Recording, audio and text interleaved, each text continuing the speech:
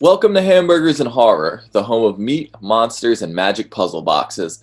I'm Noah Hook, and today we're looking at Hellraiser Hellworld, the 8th movie in the Hellraiser franchise.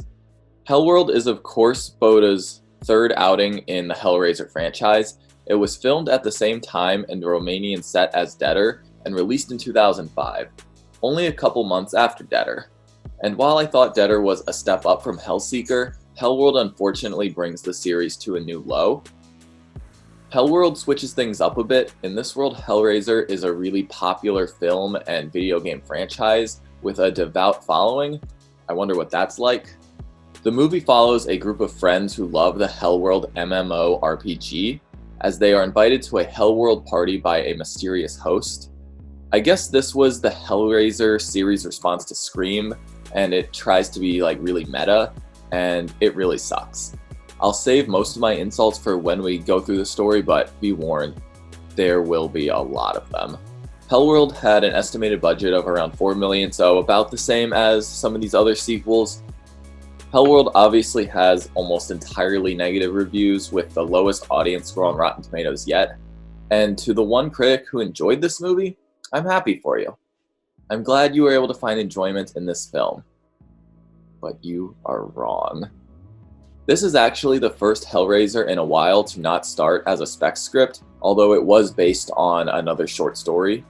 Unfortunately, it feels kind of more like a spec script than any other sequel we've seen thus far. The movie is full of Hellraiser, but it somehow still feels like an afterthought in the movie. So let's jump into Hellworld. We open on a hard-working young coal miner. Just kidding, this is Adam, and he's here to dig and scream us into the title card. The credits introduce us to a group of grieving friends heading to a funeral at a very Catholic church. I'll go ahead and introduce them all now. There's Chelsea, the obvious final girl, played by Catherine Winnick from Vikings. Mike, the bad boy, played by Henry Cavill from fucking Man of Steel. Derek, the token black asthmatic friend, played by Kari Payton from The Walking Dead. And Alston, the stereotypical emo girl played by Anna Tolput from The Scarecrow. They are all a super close friend group who became quote-unquote addicted to a game called Hellworld. It is revealed they are at Adam's funeral, the kid from the beginning. Apparently the game took over his mind and he lit himself on fire. The group varies in their thoughts on what happened. Some blame themselves, some blame the game, and some blame Adam. One person who definitely blames the group is Jake, played by Christopher Jacot from Slasher. He is the mopey outsider, constantly insulting the other characters when all they do is try to be polite, especially Chelsea. During the funeral, they also discuss how Adam had no family, but there are rumors of his absentee dad. I wonder if that will come into play later. Chelsea heads up to the closed casket to pay respects. Oh wait, Chelsea, usually a closed casket is closed for a reason. Maybe you shouldn't. Oh yeah, that's what I figured. I see Hellworld isn't just stealing from Scream. They also went back and looked at New Nightmare. But just remember, folks, this is a Rick Boda Hellraiser, so fake out. But I assume most of that funeral scene did happen in real life, although that was 2 years ago now. Chelsea gets an ominous knock at the door and finds Chatterer 3. But that isn't Chatterer's usual kind of leather, indicating it's just fuckboy Mike. Mike hops on the dinosaur computer and opens up Hellworld. So this is the game that consumed their lives and drove a friend to suicide? I'll just stick with Minesweeper, thanks. Mike and Chelsea have been invited to the 5th annual Secret Hellworld party. It's this Friday after 8 p.m. at Leviathan House at 86 Hillbound Road. I see we're going to be packing lots of references into Hellworld. Chelsea tells Mike that they should have grown out of Hellworld by now, especially with what happened, but Derek and Alston are also in the process of winning their invitations. Look how excited they are for this amazing gameplay. They both quickly win because all you have to do is click a box a couple of times. Chelsea calls them up, declaring she will not be attending, so obviously we cut to them all on the way to the party. They get to Leviathan House, which is filled with Hellworld memorabilia and fans, including this topless woman because there's no sexier place to be than a video game convention. Oh good, Jake's here. I wonder if he is any nicer than 2 years ago. Nope, not really. And now it's time to meet the host of this lovely soiree. He is simply known as the host and is played by Lance fucking Henriksen. Lance must have been trying to put a kid through college or something. I have no idea how they got him in this role. The host greets our 5 named characters and offers them a special tour.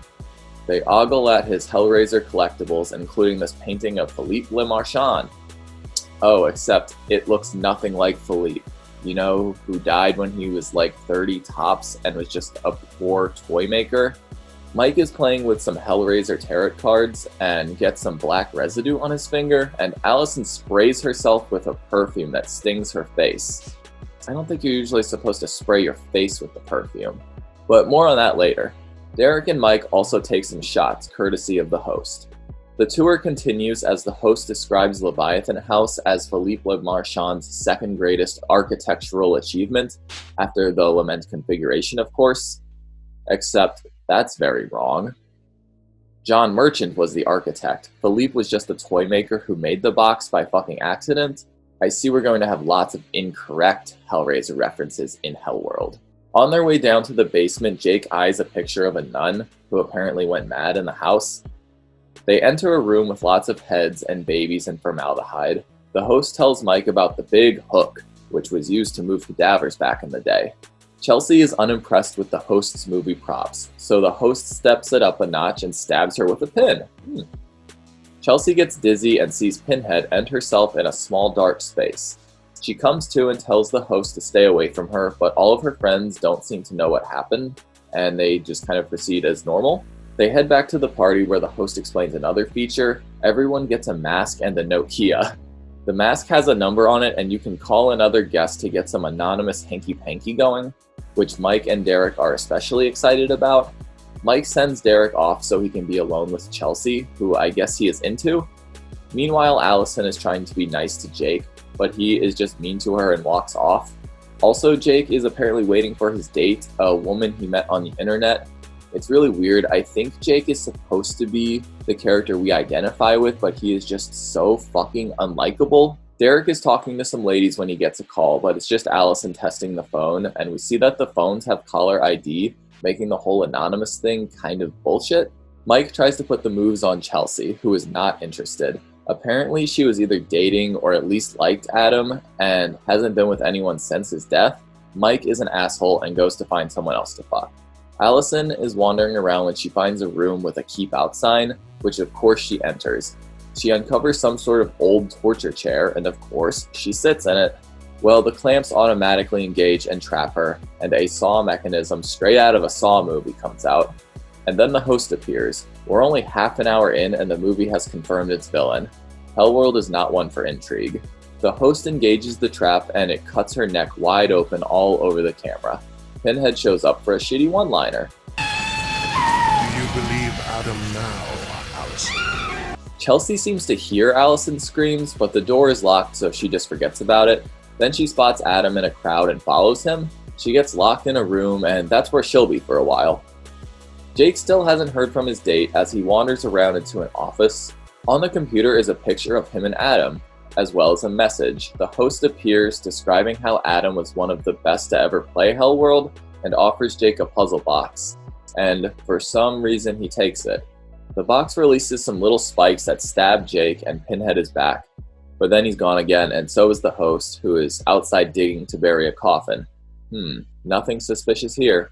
Meanwhile, Mike has identified guest 9364 as the one he'd like to fuck, so he calls her up from literally 2 feet away.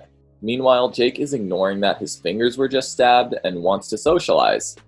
But he gets ignored by the bartender and eventually by this entire room. Jake thinks it's some sort of prank, but he turns around to find them all dead. Oh wait, never mind. Meanwhile, Derek is dancing with the only other black character in this movie. He starts getting winded and drops his inhaler. It starts getting kicked around the party like it's the antidote from Temple of Doom and falls down a grate. Meanwhile, Mike is getting head from guest 9364 when he gets a call from Chelsea. But he's mad Chelsea didn't want to suck his dick and hangs up on her. 9364's mask gets spooky for a sec, and we get a shot of Mike in one of those dark spaces as well. Back to Derek, who is really hustling for someone having an asthma attack. He makes it down to the basement and, to my surprise, actually gets his inhaler. He lays down on a gurney to rest, and Pinhead chops his head off with a cleaver. Okay. Not Pinhead's usual technique. Decapitation is a bit quick for someone who relishes in torture. Back to Jake, who has spotted that nun from the picture. He follows her to a real old-timey looking room and finds her naked. And they fuck. For kind of a while. Jake wakes up to the thought of Adam being watched by Pinhead before his death. The nun is gone, so he gets dressed and leaves. This entire time, Chelsea has been in this locked room.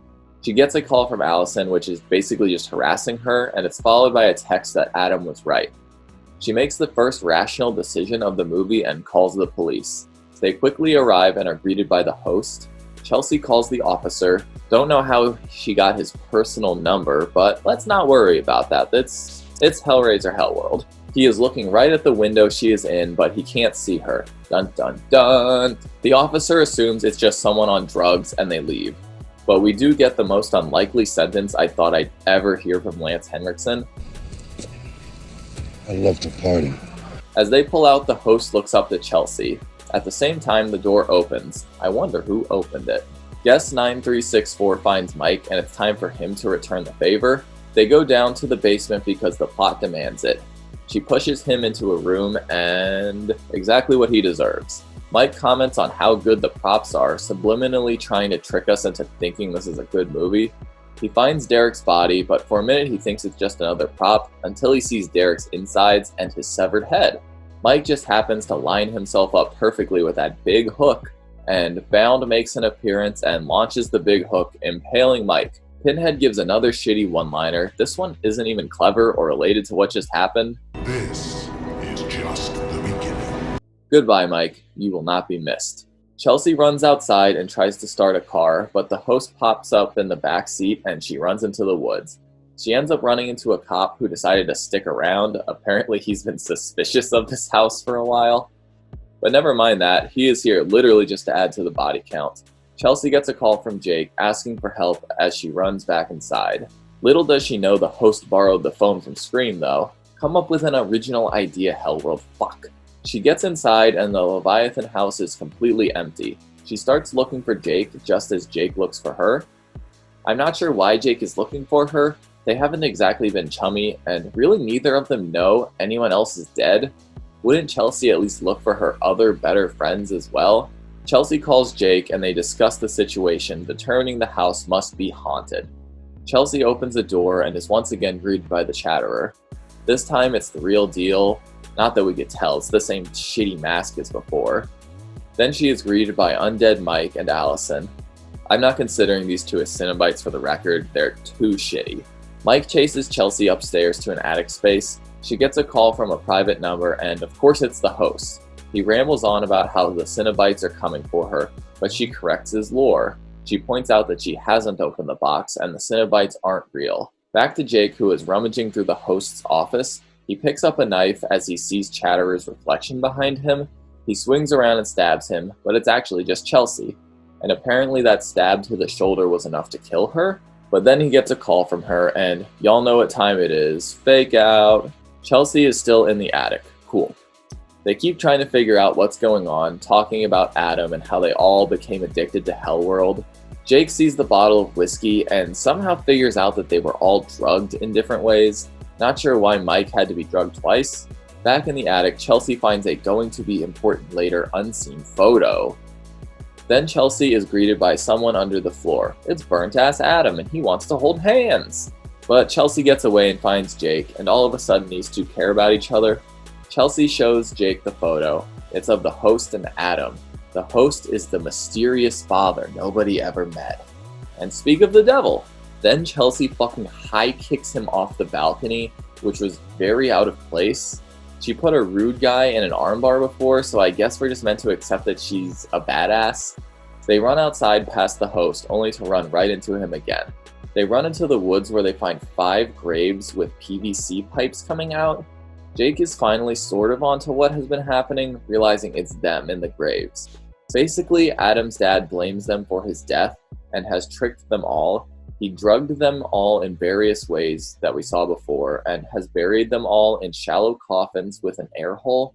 He has been mentally torturing them by convincing them they are having sex or running around or being killed by the Cenobites while they are all on hallucinogens. Let me be clear that this party was really happening, and when we saw them get drugged, that was real, but at some point after that it slipped into hallucinations. Apparently they were very effective. Allison ended up ripping her own throat open trying to remove that saw trap. Mike died of, and I quote, good old drop-dead fear. And Derek died of an asthma attack. Chelsea imagines the host attacking her with a shovel, but it's actually just the police digging her out. We get to see all of Chelsea's dead friends, and Jake is put on a gurney but still alive. The officer tells Chelsea the host has fled, but they were notified about the situation from inside the house.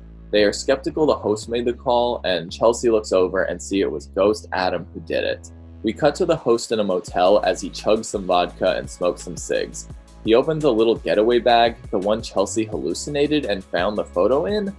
Then he picks up the lament configuration, not sure why he would pack that. For some reason he decides to play with the thing and it opens. And guess what? The Cenobites are real. Pinhead, Chatterer 3, and Bound 2 show up. So the Cenobites are real. And they're real and also a really famous franchise in universe. Okay, there's only 3 minutes left. I'm just gonna let this play out. The host thinks he's just having a nightmare, but Pinhead assures him this is real.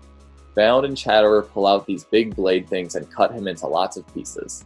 We see Chelsea and Jake on the road, driving happy and carefree after so many friends died. They see a sunset, which is something Jake promised Chelsea in one of their hallucinations, but Chelsea knows what he is talking about, so their hallucinations were linked? That's definitely not how that works. Then Chelsea gets a phone call. It's the host, who appears to be in the back seat and yanks the steering wheel. But Chelsea hits the brakes and they are okay. I take it that Adam's dad had one last evil ghost goodbye thing before Pinhead brought him to hell? Who the fuck knows? Who the fuck cares? It does not matter. Shots of the bloody motel room and Chelsea and Jake driving off into the sunset see us into the credits. Thank God. So that's Hellworld. It's really bad. All of the previous films, even the ones I really hated, all had a bit going for them. This is the only Hellraiser I completely recommend fans skip thus far. It isn't worth the watch. And it takes a lot for me to say that. Absolutely nothing about this movie is interesting. Pinhead has made his complete transformation into generic slasher villain, complete with really terrible one-liners. I don't know who blackmailed Lance Henriksen into being here. He is the only glimmer of decency in this pile of shit. A lot of these young actors go on to have great careers and are super talented, but I don't know if it was their inexperience or just this shitty script, but most of the acting is really rough. I know Doug Bradley had a better performance in him, but he was just given shit lines the entire movie. These characters are completely worthless. You don't feel the slightest bit of attachment toward any of them.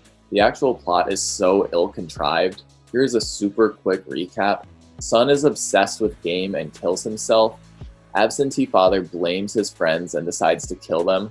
So he takes a full 2 years to collect a ton of Hellraiser and generic horror memorabilia, purchases a big-ass house, coffins, pipes, hallucinogens. He throws a Hellraiser party, he drugs the kids, buries them, and spends the night fucking with them while they are inebriated through cell phones, causing them to believe they've been killed by the Cenobites. 3 of the kids die inside these coffins. He flees the scene. The ghost of the son calls the cops, which saves the last 2. Then the dad accidentally opens the puzzle box and summons Pinhead and is killed. Too much is just too stupid. The "it was all hallucinations" end was ridiculous. Was he just reading a description of events to them? Now you're having sex. Now you're trapped in a scary chair. And there are people having sex on a couch. Now you're in the attic and you found my getaway bag and you found a picture of me and Adam. Adam is my son, by the way, and there are doves in the attic. Don't forget the doves. And the idea that Jake and Chelsea somehow had linked experiences is utter nonsense. Oh, I forgot to mention that the host was Jake's internet date. He catfished him to make sure he'd show up. And they didn't even have the balls to stick to Pinhead being fictional. So I'm meant to believe what? This Hellraiser RPG game was developed either by some sort of survivors or by derelict type characters? And why? What would be the point of that? Also, this game isn't even a fucking game. They only showed a couple seconds of said game, which was just them clicking on the fucking puzzle box. Not sure how it took the world by storm. This is 2005, but it feels like it should have come out in like 1990. It treats the internet like a vast, strange world and gaming as this devastatingly addictive thing, both of which stopped being common opinions way before this came out. The Xbox 360 came out in 2005. We as a culture were past to this. What else? There's just as little Cenobite action as usual, and what we get is mostly tarnished as it's just hallucinations. The movie tries the self-aware parody type thing, but literally none of it is clever. The characters keep referencing things from the game, most of which are either made-up terms that actually don't apply to anything the audience is familiar with, and any actual references are just fucking wrong. And I get that it was all hallucinations, so the deaths don't really need to match the Cenobite's MO, but the deaths are so not Hellraiser. The first is a fucking saw trap, then Pinhead just kills the other two in boring ways that you could pull from any other shitty horror movie. Lance Henriksen at least gets a decent death, but it once again is still pretty generic. I think that's about it. Yeah, probably skip this one. It's the pinnacle of Doug Bradley's Pinhead decline over 18 years. It was the breaking point, and it's what I consider to be the reason he no longer portrays the character. Thanks for trucking through this one with me. Our next episode is a shift in the series, Hellraiser Revelations. This will be the first Hellraiser I actually haven't seen before, but unfortunately I do know it's pretty much regarded as the worst of all the Hellraisers, so we'll see how that goes. As always, I'm Noah Hook, and this has been Hamburgers and Horror. Stay safe out there. Thanks for watching this episode of Hamburgers and Horror. If you enjoyed this video, please like and subscribe so you can see all my newer videos. And be sure to go follow me on Instagram. Thanks, y'all.